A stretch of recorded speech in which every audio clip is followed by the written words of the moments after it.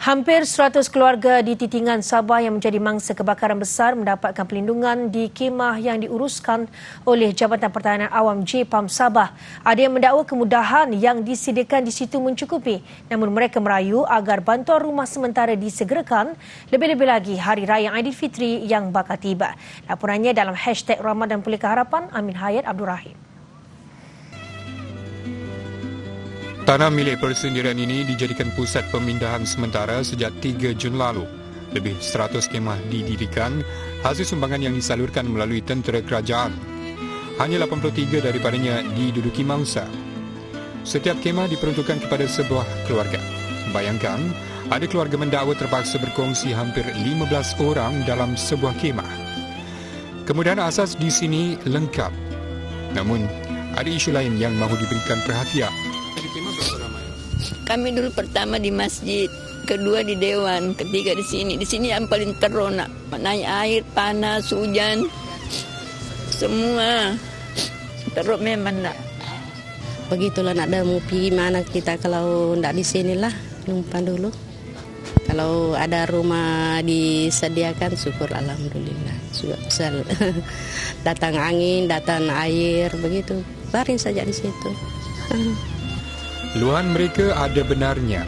Hasil tinjauan selepas hujan, kemah ini dipenuhi air. Kalau tidak ada rumah, kalau boleh bikin balik di tempat saya, pinggir sungai itu, kami mau bikin pondok-pondok. Kalau boleh. Ya, pasal kami ini ada anak sekolah, susah juga pergi jauh. Ya, kita tinggal di kemah ini bukan selama-lamanya. Jadi itulah mengharaplah.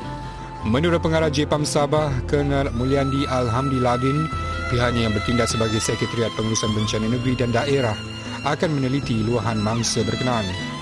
Saya sebenarnya baru saja mendapat maklumat yang pihak kerajaan baru sahaja meluluskan bantuan wang ihsan kepada mereka. Dan insya-Allah dalam tempoh yang terdekat ini mereka akan menerima wang ihsan tersebut, insya-Allah.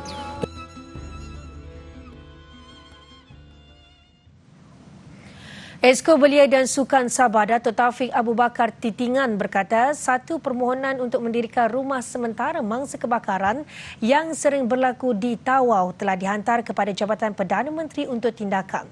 Beliau yang juga Adun Apas berharap kerajaan pusat memberi perhatian sewajarnya dan dapat menyediakan peruntukan bagi tujuan itu.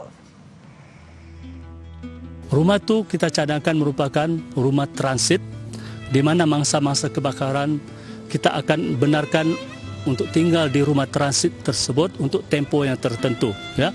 Dalam tempoh tertentu tersebut mereka harus mencari kediaman yang tetap. Apabila mereka kosongkan nanti, maka rumah itu akan digunakan untuk mangsa kebakaran atau mangsa musibah yang lain untuk mendudukinya. Beliau berkata demikian ketika memberi sumbangan ihsan Ramadan kepada lebih 80 keluarga mangsa kebakaran di kemah sementara Titingan. Setakat ini, kesemua mangsa telah menerima bantuan bernilai hampir RM6,000. Sumbangan itu diharap dapat digunakan mereka untuk menyewa rumah yang lebih selesa berbanding di dalam kemah.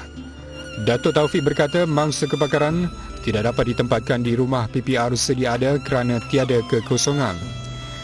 Justru Majlis Perbandaran Tawau membenarkan pemilik tanah di tapak kebakaran membina rumah baru dan menyewakannya. Namun beberapa syarat dikenakan. Selain rumah baru itu mesti mengikut spesifikasi ditetapkan, rumah itu juga tidak boleh dibina terlalu rapat antara satu sama lain. Rumah itu perlu mempunyai jurang pemisah api dan mudah dilalui jentera bomba apabila berlakunya kecemasan. Ini antara kemah yang diduduki lebih 100 buah keluarga yang menjadi mangsa kebakaran di kampung ini. Ruangnya yang sempit, apatah lagi dengan cuaca yang panas dan hujan. Rata-rata mereka pada Lebaran ini bukan sambutan yang diutamakan, tetapi bantuan rumah kekal bagi merubah nasib hidup mereka. Amin Hayat Abdul Rahim, #Pulihkan Harapan, Tawau Sabah, Berita TV 9.